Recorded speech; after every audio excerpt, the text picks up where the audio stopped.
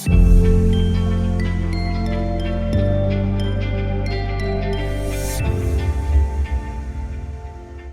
we're live. Welcome everybody to Lubbock Compact Live for the 24th of March. I'm Adam Hernandez. I'm here with my co-host, Dr. Nicholas Bergfeld. We are both on the board of Lubbock Compact.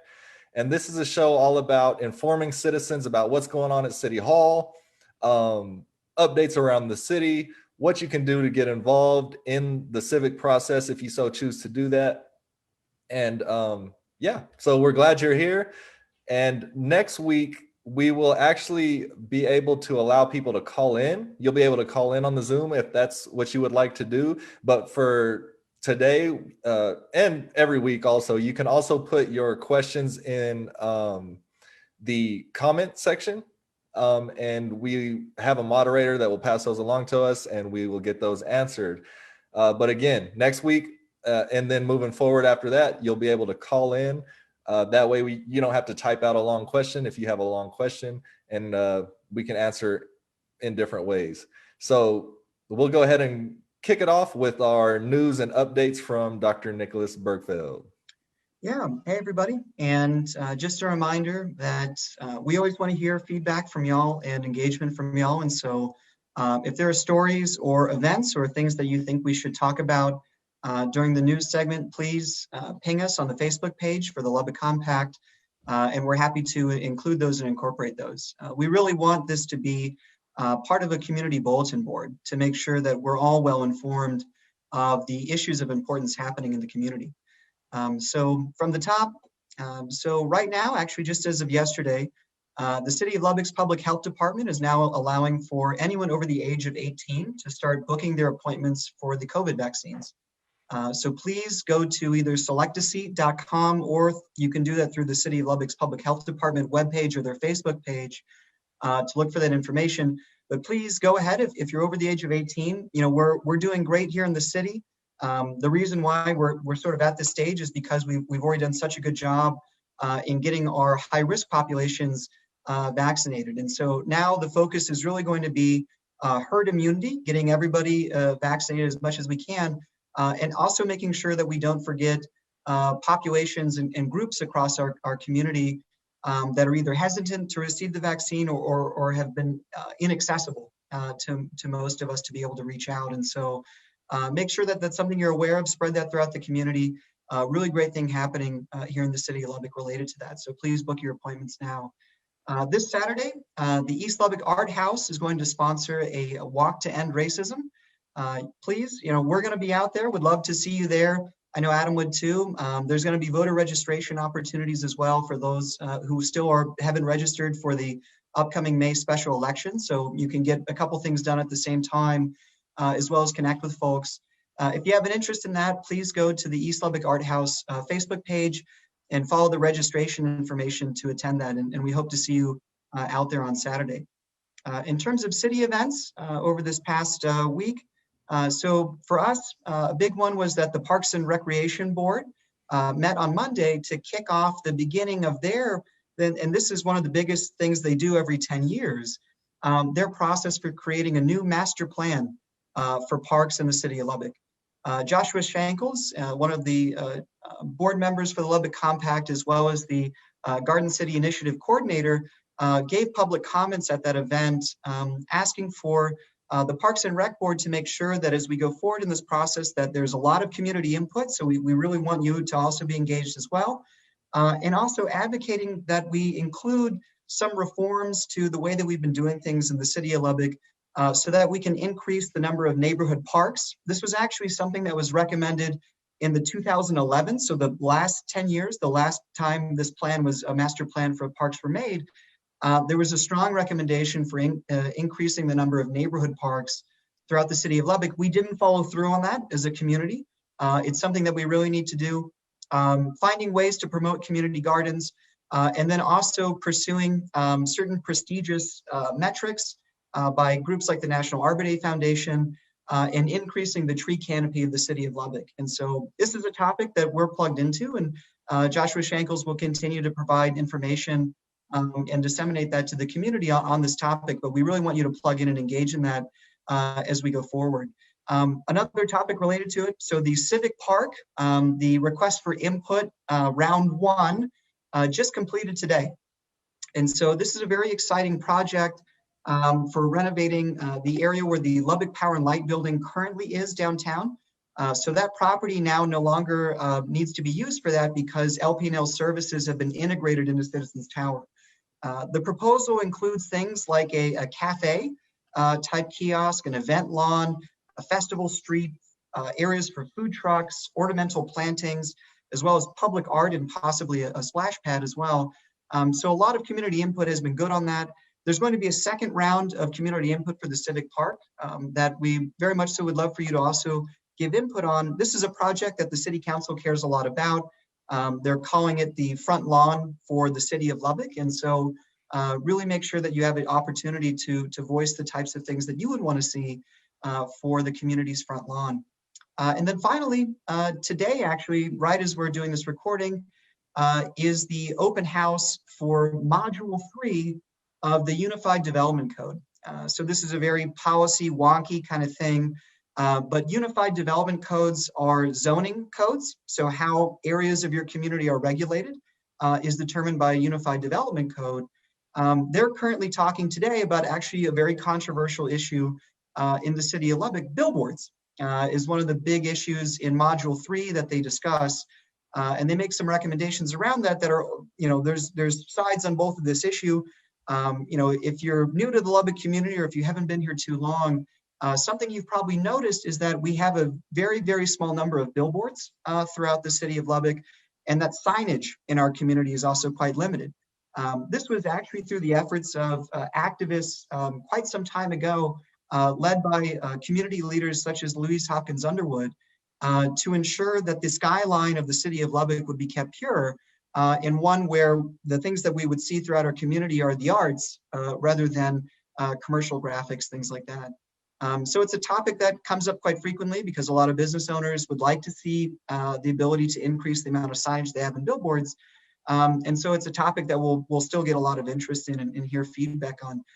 If you are interested and want to hear more about Unified Development Code, the city actually is having a meeting on this tomorrow, where citizens, you can give public comment if you would like, whether that's in person, you can do that if you go there, or if you want to write in advance, it's due by 8 o'clock tomorrow morning if you want to give a public comment for this. But the city will have a meeting at, I believe it's at 5 o'clock tomorrow to discuss this topic. So those are all the news updates, and handing back to Adam to begin our conversation on charter reform. Yeah, and real quick before we get into that, Jim Beck had a comment. He said that he heard today walk-ins are welcome with no appointment for COVID vaccines. Oh, fantastic. I'm not sure, maybe at the Civic Center, I would assume. Yeah, that would be my guess. They've been, I know they have been the past couple or the past week or so, they have had extra doses, and so the day of, they've been announcing essentially that they would allow walk-ins. And so it sounds like now they've set it up where there's a process for that. So that's fantastic. Yeah. So today our topic is the city charter reform that's going on right now. It literally just kicked off with the Charter Review Committee had their first meeting today. I was in attendance. Me and Mr. Josh Shankles were in attendance to that this morning at 11:30. They had a short executive session after the swearing in and all of that. And then they came out and kind of just went over an overview of what they would be doing or what they would be looking at, which we kind of spoke about last week. And some of it is just cleaning up some language and things of that nature. And then they gave them kind of the overview about the pay for city council, term limits for the mayor, and things like that. So once they did that, then they kind of wanted to start setting up some dates. And so they did that. And so as we told you last week, there were going to be 2 dates where they're taking public comments. And we were hoping that they would give people a little more time to be prepared for that. However, they set up the first public comment meeting for 6 days from now, which is the 30th on Tuesday. It'll be at 5:30 p.m. So if you work till 5, hopefully you can make it out there and give your public comment, or you'll also be able to email your public comment in to both of those meetings. If you don't want to make it, for COVID reasons or for whatever reason, or maybe you just can't make it in person, you'll be able to watch it on Zoom. And then you'll also be able to email your comments in, and the city staff will actually read those out loud. Or you can show up in person and just actually speak your public comment if you're comfortable doing that. So again, the first meeting will be next week, the 30th at 5:30 p.m. The next public comment meeting will be on the 15th of April. And that's a Thursday. That will also be at 5:30 p.m. So there's two opportunities there. And their reasoning behind that was, or the chair of the committee's reasoning behind that was, that they want to get the citizen input early in the process. So that way they haven't gone far down the road and then take the citizen input towards the end. But again, it is a little quick, but we'll keep you up to date on that. If anybody needs any help with the public comment or with understanding the issue to see how you want to maybe frame your comment, we are always willing to help with that. We have volunteers that can help you do all of that. We've done workshop sessions before to help people do their public comments. So we're always here to help with that. We know that it can be a little bit daunting, and especially if you've not ever been involved in any sort of political process at all. Totally get it. I wasn't doing any of this until last year. So I fully understand where you're at, and we're always willing to help people kind of get over that gap. So did you have anything you wanted to add, Nick? Yeah, and just to piggyback off of that, please don't feel intimidated about public comments. You absolutely, and this is one of the things that COVID has allowed, you absolutely are allowed to submit a written comment. And by executive order of the governor of the state, that public comment that you submit has to be read as part of the meeting. So your comments will be read if you write them. And from our perspective, a written comment is going to be just as good as being able to be there in person, whether that be for COVID safety reasons or because your scheduling is not going to allow you to be there. And Adam mentioned this, and it's really important that we only have 6 days. That is a very limited amount of time to really get the word out on this issue. And so we're really going to need your help in the community to make sure that folks are aware that this process not only has begun, but they're really already going into a sprint right from the beginning of it. And so their recommendations are not due to the city council until sometime in June or so is the estimated timeline. So if you think about that, they essentially want the public comment component of this done by mid-April. And so as a result of that, we're really going to have to be organized and make sure that people are aware that there's an opportunity for giving feedback on this topic and engagement. And so it's a small amount of time. So we're going to need everyone's help in making sure that people know about this meeting on Tuesday, this coming Tuesday at 5:30, and that they either show up or have the opportunity to submit a public comment before it.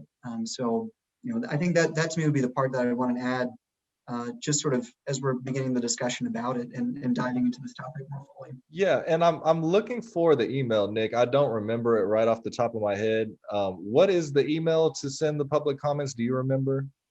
Let me let's see. So it's different depending upon the group. Let me see what it says. I'll just pull up the city website and see if I can find what it says for this. Okay. Yeah. So like for the SEAC committee, we would have to send the public comments to engineering, Yeah. for instance. So it does kind of change from time to time. We'll get you that here in a second. Yeah. So but yeah. Oh, go ahead. Did you get it? Yeah. So it looks like it's the city secretary's office, I believe. And so I'll post that in the chat here, what the email address is. Okay. Yeah, so we'll get that in the chat and in the comment section there.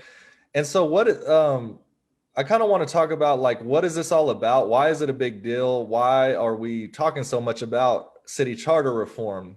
First of all, the charter is, in essence, the constitution for the city of Lubbock. And so it lays out pretty much everything of how the city is kind of what format it's going to be set up in. Of course, it has ordinances in there and things of that nature. It deals with city council pay. It deals with term limits, term lengths, the petition process, for instance. And it doesn't get reformed very often at all. You can only you're only allowed to reform it every 2 years, but that doesn't mean that it's going to get reformed every 2 years. This was actually a long drawn out process. According to the mayor himself, this has been a lot of years in the making, going back to as far as 2010 to try to get the charter reformed that we're dealing with now. So the charter reform that's happening now, the conversation about that started happening in 2010. And so they actually did some language cleanup back at that time and wanted to reform the charter at that time, but it didn't pass. It didn't pass the city council. So now that that was actually probably a good thing, because we actually now have an opportunity to deal with the city council pay and the petition process and things of this nature.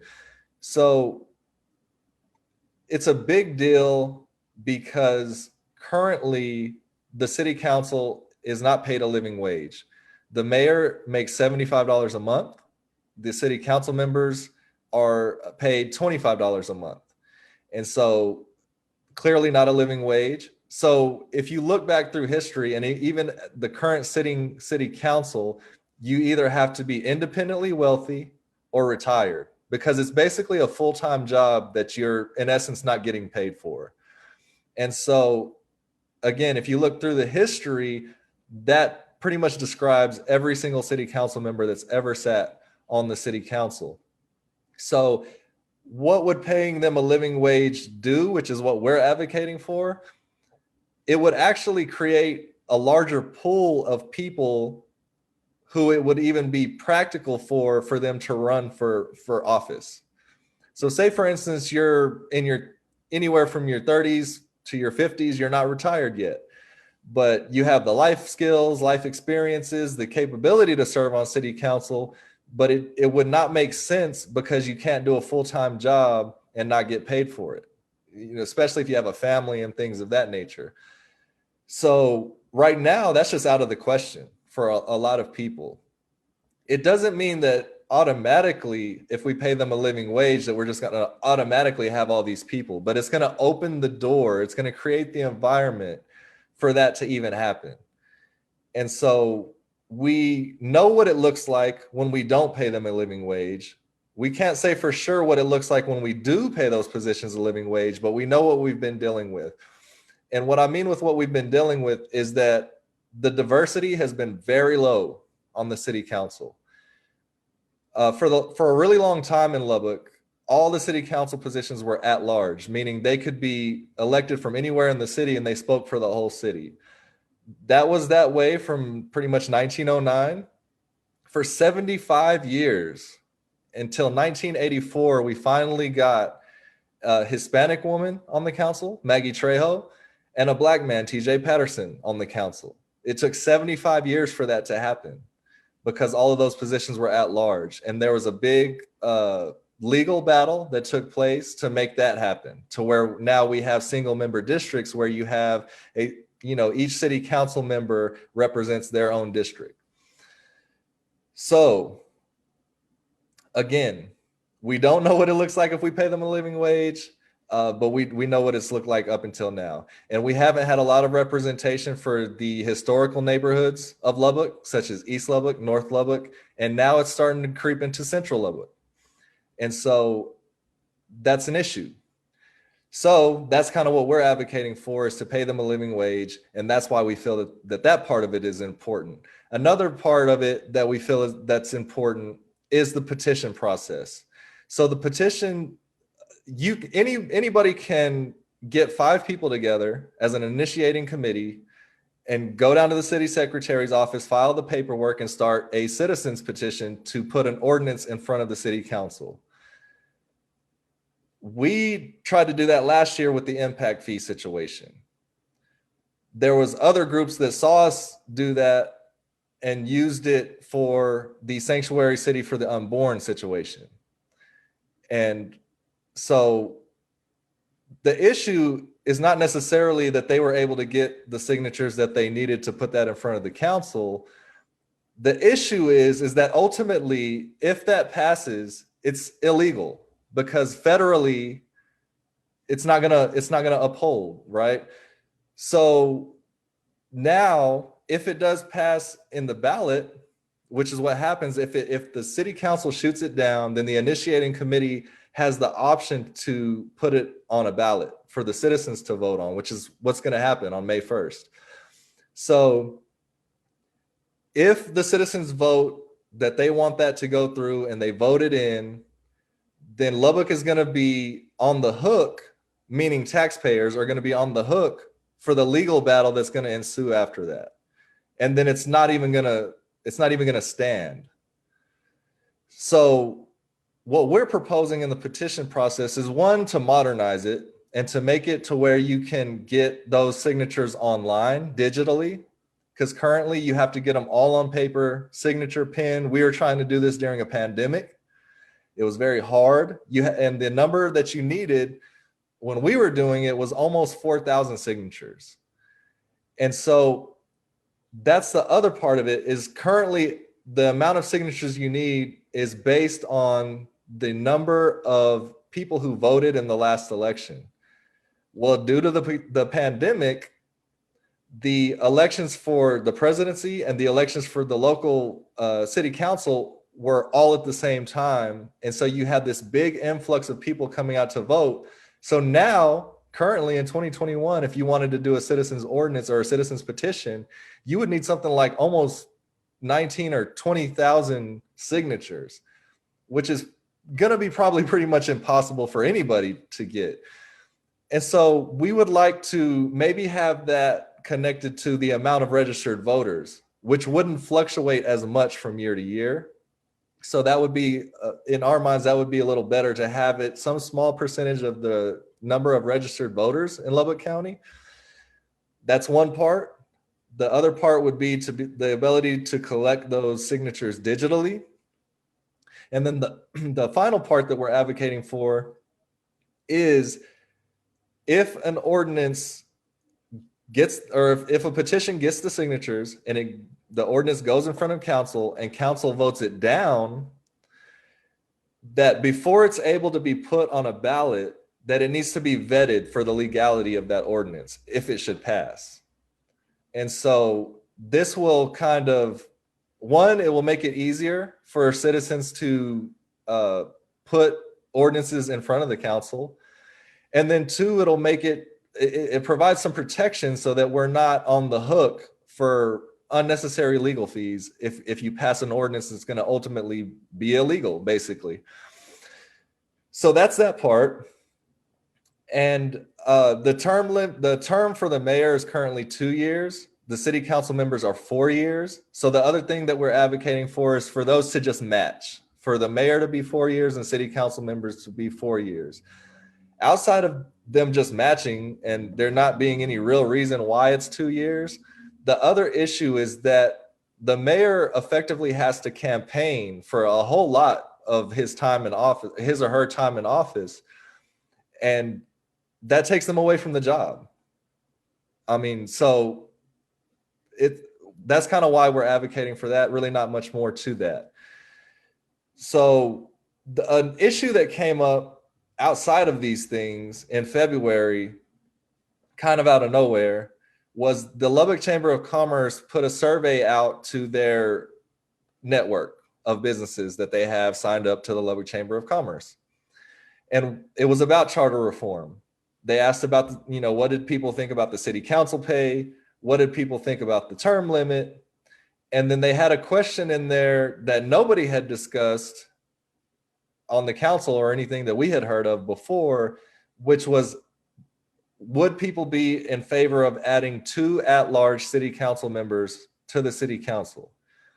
So again, at-large means that they could be voted in from anywhere in the city, but they speak for the whole city. So you would just have 2 extra city council members that could effectively cancel out 2 whole districts. If they got consensus among the other members, they could just cancel out 2 whole districts. And that's kind of going backwards to, like I was stating before, the whole fight that happened in 1983 over the at-large city council members and why we have single district members now. So you would be taking a step backwards, and it's also a form of voter suppression. And so there's really no good argument why you would just want to add 2 at-large city council members unless you were trying to push through things for special interests. Right, and we did look into this, right? And when you benchmark a Lubbock City Council member, they represent maybe about 44,000 people. A Dallas City Council member represents double that, right? So, are we saying that a Lubbock City Council member is half as good as a Dallas City Council member? Or if you look at Amarillo, they have 4 districts for a city that's only slightly smaller than ours. So why is it that a city Lubbock size, what is the benefit from a governing perspective of having a council of essentially 8 people for a city our size? And so there's not, we looked into this, there's not really good arguments as to why this is something that the city should have, or why our council is overburdened. They're not when it comes to the number of people they represent. Or whether it's related to the challenges in decision making, which from our perspective is more related to the limited number of people that can run for office because it's unpaid, not because there's not too many, it's not because there's not too many people, there's not enough volunteers or volunteering more to do this. It's just that we're not getting a broad enough base of individuals being able to participate. So, this has been, for us, really confusing where this has come from. And even in some of the conversations with some of the council members, they've also been confused as to where this topic has come from and who has been promoting it. So it's very concerning. Yeah. And so with that said, we can just go right into kind of our next topic on this is how is Lubbock Compact involved, or how have we been involved? So if you take it all the way back to last year, during the impact fee situation, I was actually informed that this was going to be a thing, that city charter reform was actually coming up. And it just happened to kind of be lucky for us because it was something that we were advocating for since the publication of the Lubbock Disparity Report back in June of last year. So that got us excited, and we were just kind of waiting to see how it played out. And then in the city priority session that happens every year, it happened in November of last year. We were informed that this was going to be on the agenda for that city priority session. So, of course, I showed up, made a public comment about kind of what we were advocating for. And that's kind of kicked off the conversation. It was actually a pretty good meeting. There was only one city council person who just outright opposed raising the salary of the city council. All of the other members were fine with that. The discussion was, what should the number be? Because ultimately, the citizens, in order for the city charter to be reformed, the citizens have to make that call. It's not on city council. So it has to go to a ballot. Of course, they vote to what's going to be on the ballot.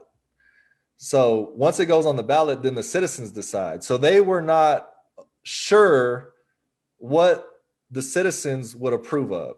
And so there was a couple of numbers thrown around, but nobody really knew. So that next day we began polling citizens across Facebook. And also we started running that from our website. And I would say probably around 200 or 300 people responded. The majority of those were in favor of a living wage. And then we provided them 3 different options: $30,000 a year, $60,000 a year, or $100,000 a year, or you could put in your own number. The majority of people supported $60,000 or more for those positions. So that was our own kind of poll that we did. And of course, now we're getting involved as far as the charter review committee that was created in February by the city council to specifically deal with the charter reform. And all their job is to put together the recommendations of how exactly it should be reformed. So, what are they going to get paid? How are we doing the petition process, the language cleanup, and all of those things? They'll put those into a set of recommendations. They'll pass that off to city council.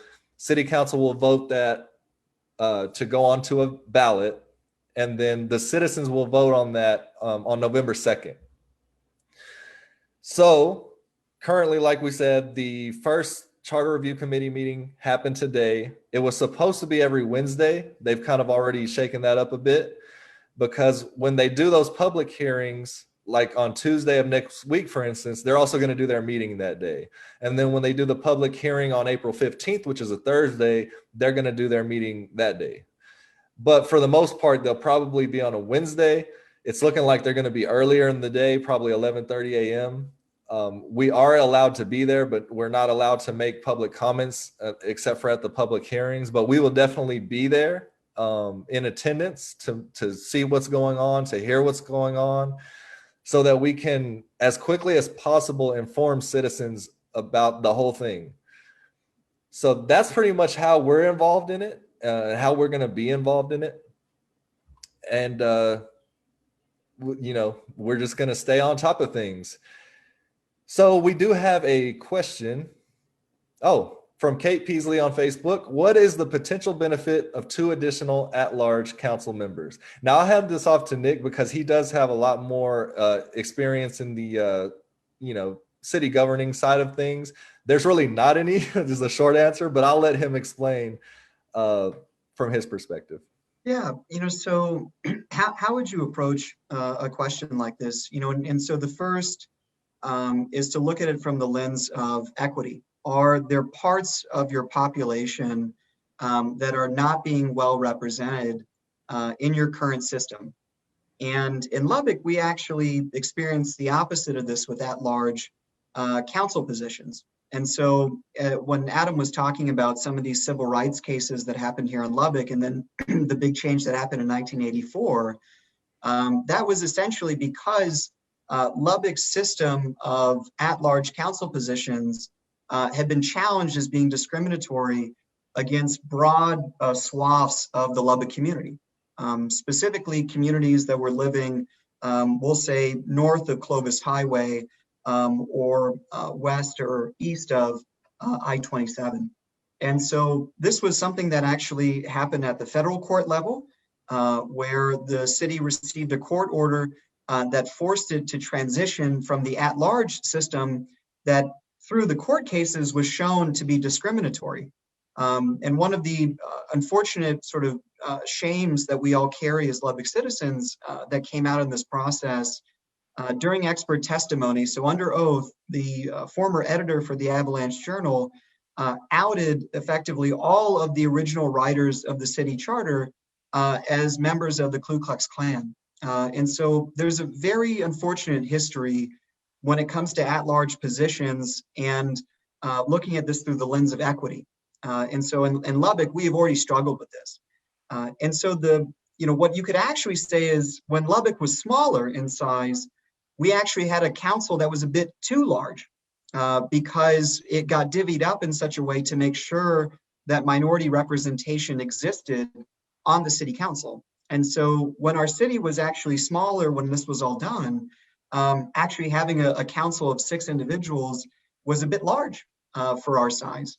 But now that we've grown and you sort of look at, this is the other way to think about the issue, how many individuals is a council person representing, right? Are they overburdened with the number of constituencies or number of individuals that they have to represent and advocate for? And when you look at the number of individuals that a Lubbock City Council person represents, what you find is that it's not anywhere extreme whatsoever.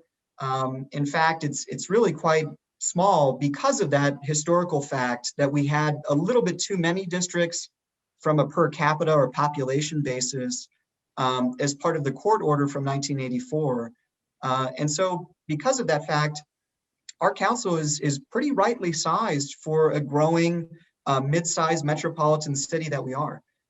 So from a representation and equity, or through a historical lens of the tragic racist history of the city and our city charter, there's not really great sort of justifications as to why the additions of at-large positions make sense. And then the last piece there is that historically, at-large positions in smaller communities are generally what people would consider to be highest bidder positions. So these are really individuals that are financially backed by the largest groups that can make noise, that can support them, that can sort of get out the word about their candidacy. And so what they typically end up representing is mostly sort of the interest of either the well-connected or those that have a significant amount of financing. So they're not really at large per se, they're more highest bidder positions than anything else. So, this has been a head scratcher, honestly, for everyone involved. When thinking about both the tainted history of at-large positions in our community, and linking this back to sort of the racist underpinnings of the original city charter of our community. And so, we don't need it. From a governance standpoint, I don't think there's a council member who would tell you right now that they feel as though they're overburdened with the number of Lubbock citizens that they're representing. And where this is coming from, a lot of us honestly don't know. It was just simply in a survey, that the Chamber of Commerce had distributed. But I do think that something that's concerning is that such a significant number of chamber members seem to be in support of the idea. And I think that's just a messaging issue. I think it's just because we haven't openly talked about this topic in, since 1984, so almost 20 years, we haven't had a meaningful discussion on this topic. And I think people just have lost touch with the relevance of this and the sensitivities around it, is part of the reason why I think this has happened. Yeah, and just to be clear, this has not been discussed amongst the city council. They've made that very clear to us. At least two council members have made that very clear to us. They actually asked the city attorney about this and where this is coming from, and is this something that may happen?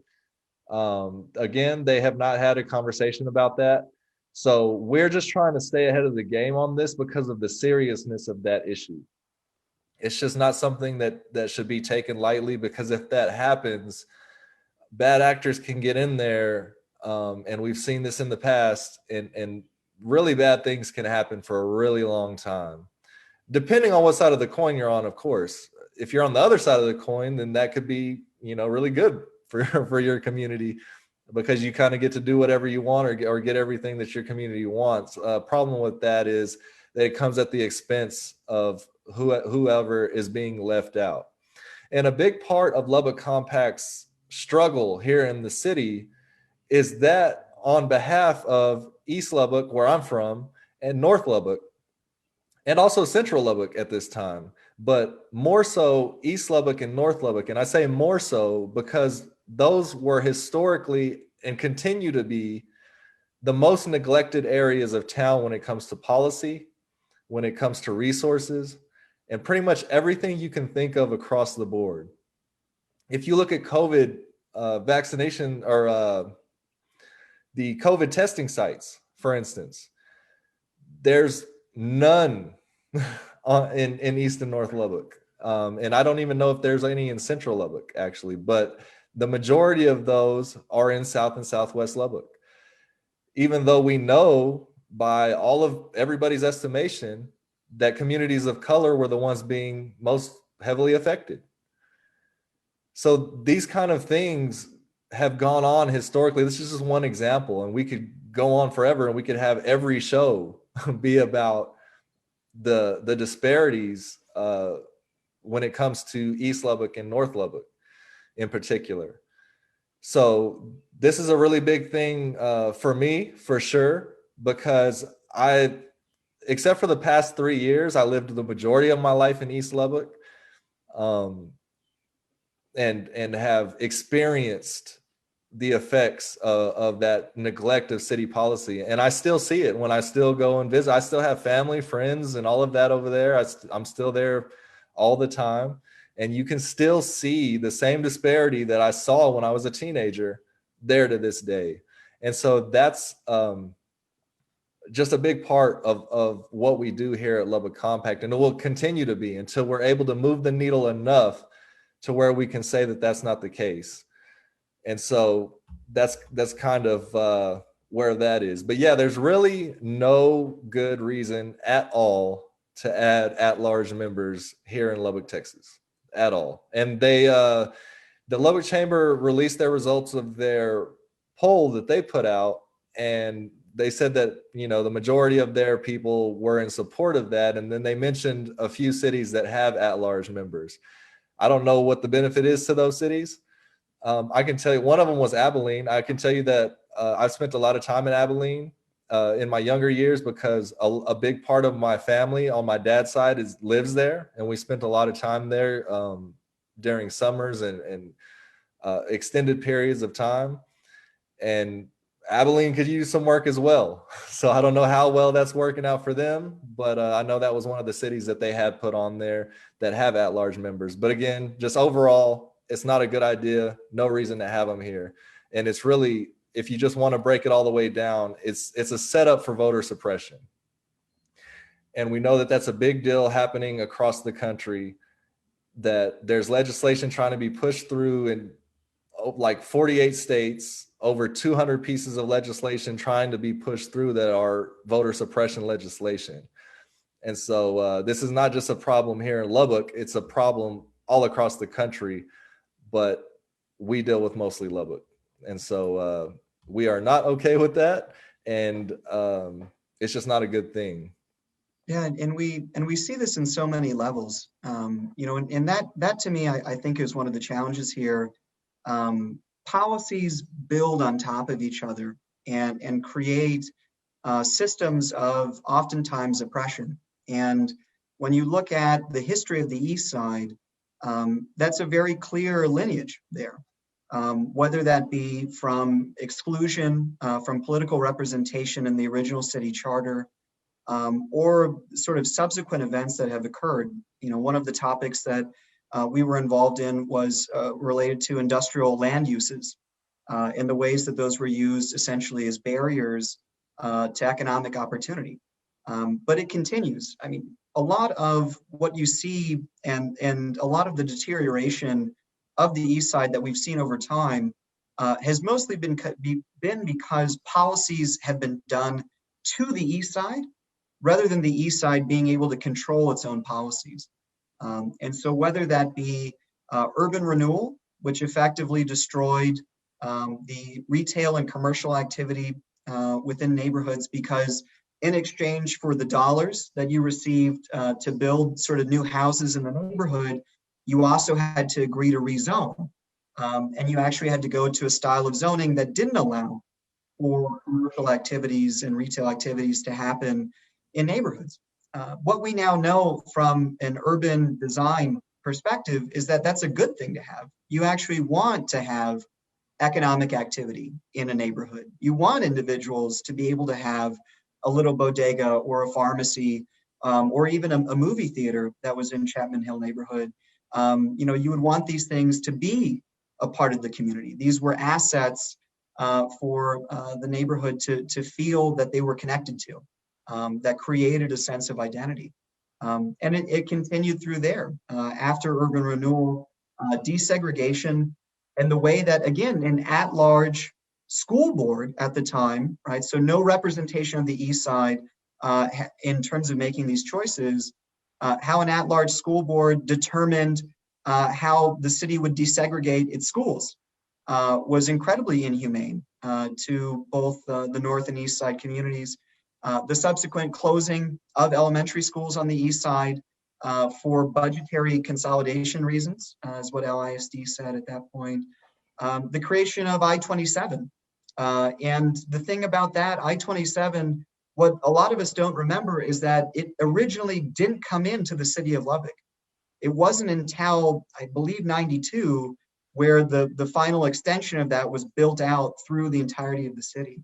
And so, these choices were not ones, and I-27 economically segregating the east side from the rest of the city, and that is still a barrier. It's such a barrier to the point where, in order for the east side to truly thrive, a whole economy will have to develop there. An economy that stands on its own has to develop on the east side as a result. And again, this was not something that people living in the neighborhoods asked for. This was not something that they wanted. But it was because individuals who were not representative of them made choices about Lubbock's future and where Lubbock was going and where it was heading, and they didn't have the input. They didn't have the feedback. They didn't have the engagement mechanisms necessary. And so that's why these at-large positions can also be so terrifying in this, because the little progress that has been made in Lubbock by having greater minority representation in City Hall could be lost. And so the small steps that have happened, the changes that have, the positive changes that have happened, those are things that could be erased if representation is lost again. So the stakes on this, if truly, and we still don't know, we really need people to show up on Tuesday.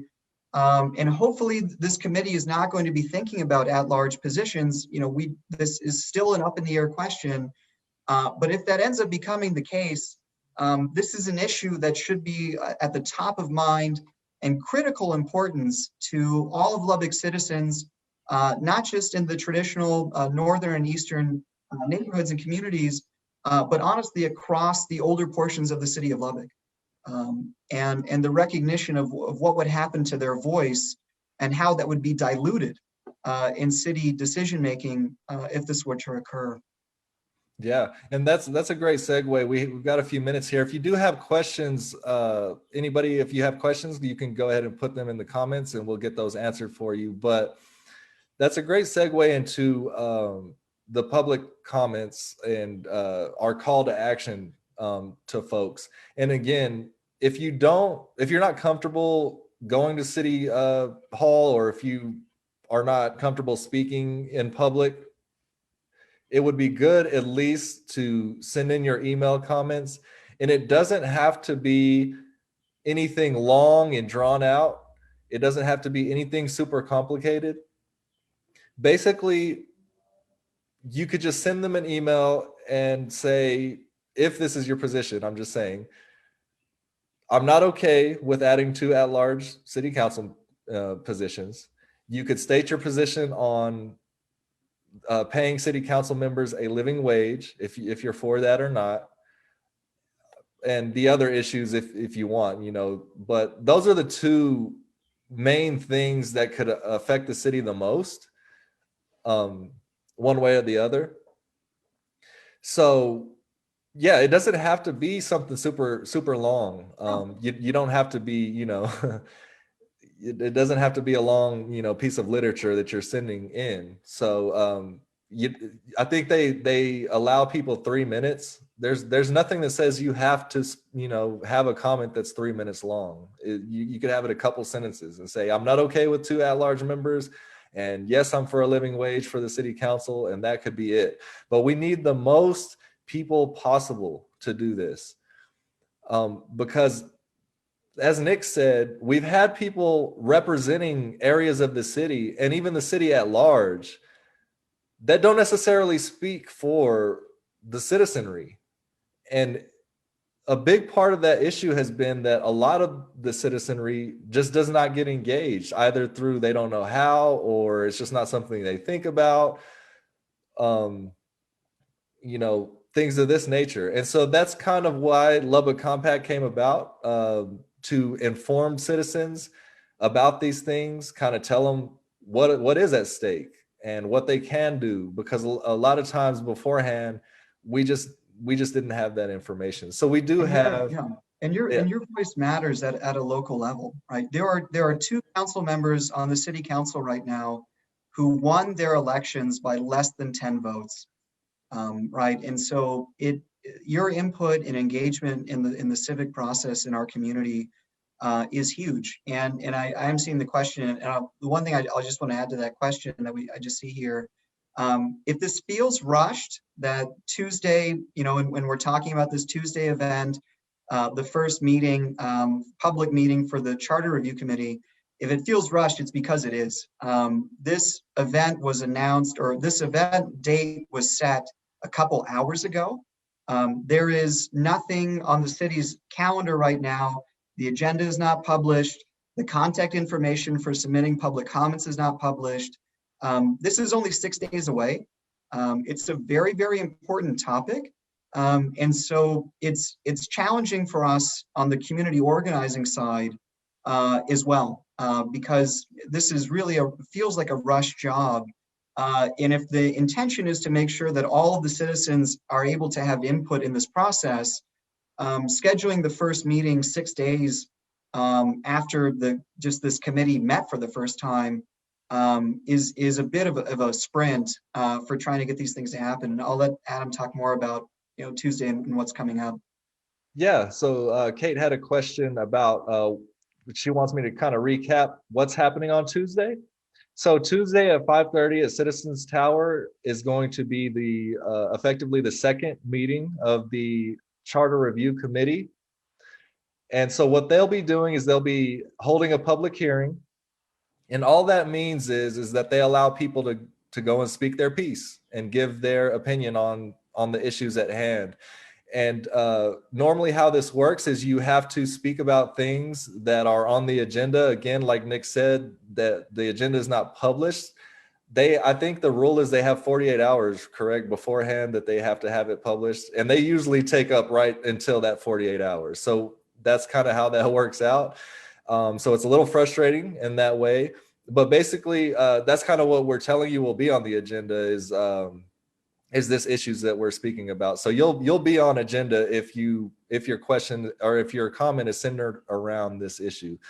But basically those are the rules, that you have to stick to the agenda. Sometimes public hearings, you can make a public comment that's really long. The general rule with public comments is that they have to be 3 minutes or less. I would just probably stick to that.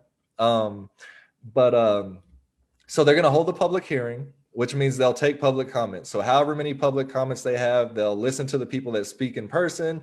They'll read all the ones that were sent in out loud. Once they hear those, then they'll go into their regular meeting. There's two different kind of meetings that committees or city council usually have. There's three for city council. They usually have a working session, an executive session, or just the regular meeting. The committee will have executive sessions and they'll also have a regular meeting. From what we were told today, it'll be a public hearing. So they'll take the public comments and then they'll go straight into their regular meeting. And so that means after they've heard all the comments, then they'll discuss amongst themselves. And I'm not sure that they'll take any action, honestly. And then they'll probably set some dates for future meetings. So that's pretty much probably all that's going to happen at this point because it's so early in the process. But that's about it. I don't see any other questions, but just a quick reminder, if you want to follow along with what we do, you can go to our website, lubbockcompact.com. You can, of course, follow our Facebook page, Lubbock Compact. We also have an Instagram. And so you can follow us on those different social media channels, contact us through those channels. And there's always somebody available to kind of answer messages and get your message to who may need to hear it. So just want to remind everybody about that. And just again, I can't overstate the importance of what's going on right now with the city charter reform. Another call to action we've had, if you have organizations, nonprofits, church groups, things that you're involved in, we're asking that you just talk about this with them. Let them know what's going on. Let them know how important this is. And then activate your groups to get involved in this process. Because one, if we get in enough public comments, it's really hard for them to ignore that. That's part one. Part two is is that we absolutely have to have the most numbers possible coming out to vote on November 2nd, whenever this goes to a ballot. And this will shape the future of how Lubbock will move forward. And so this is not just like a regular old thing happening right now. We're actually, and I know I heard my daughter the other day kind of say she's tired of already living through, historical moments, right? We've had so many since 2020. Like, this is historical, right? Like, first time in history. This is another one of those. And I know we're kind of tired of those, but here we are. And we just cannot afford to sit out. We cannot afford to be divided on this issue amongst communities. We have to have everybody in on this. There's no one ethnic group that's going to be able to come out and vote in enough numbers to do this. There's not one neighborhood that has enough numbers that's going to be able to just swing this thing. We have to have everybody come out and make their voice heard, so that we can have a different future for Lubbock, or perhaps a better future for Lubbock, or at least set ourselves up for having a better future. And just the last thing I'll say is that if we get the city council a living wage, for instance, that's not going to be a magic pill to just fix everything that we're dealing with. A big part of this comes down to the community level. And what I mean by that is we will need to then work amongst our various communities to develop leaders who can be capable and able to win some of those city council positions, right? So there's going to be a lot of work on the community side, but if the environment is not there in the first place, none of that other stuff can happen. But if we take this opportunity right now to set up that environment and have it to where they're paid a living wage, and that's actually something somebody can aspire to do, to where they're not having to go into debt or have a second job trying to do city council and all of that, that's a good thing. We just need to set that up. And then once we have that set up, then we can do our part. We can each, amongst our groups, we can come together, or however that can happen, we can figure that part out, to develop leadership and to make that happen. So Nick, did you have anything else in our last couple of minutes you wanted to add? Yeah, I just wanted to say, if it sounds like, we're really energized, and then also really, just trying to emphasize how big of a deal this is, this will be transformative. Charter reform is a once in a generation change. And so what happens in November is going to be determined by our turnout on Tuesday and our turnout on April 15th. And so there's a very clear trajectory for where the city could go. And if we don't have the ability to turn out, to get people engaged and involved in this process, we're going to get more of the same.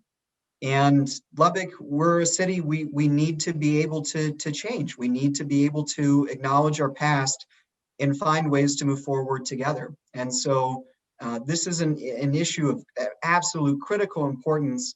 And we hope through this Compact Live today that you can feel a sense of the urgency that we have when talking about it. Yeah. So thank you for everybody tuning in. And again, you can visit us at lubbockcompact.com. You can follow us on Facebook, Lubbock Compact, follow us on Instagram, and we'll be here every Wednesday, 7 p.m. to 8 p.m. to kind of fill you in on what's going on. We'll have different guests. If you are somebody who would like to be a guest, or if you know anybody who you think would be a good guest, please let us know, reach out to us, and we'll be happy to have you. So thank you again. This is early days, so you're very much appreciated for being some of our first watchers and listeners.